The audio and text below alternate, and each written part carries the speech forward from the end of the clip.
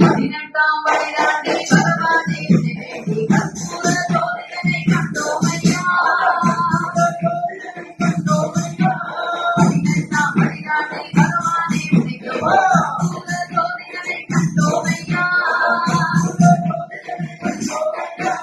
மகரஜோதியை கண்டு மகரஜோதியை கண்டு பதினெட்டாம் பதினை அறிந்தோமையா.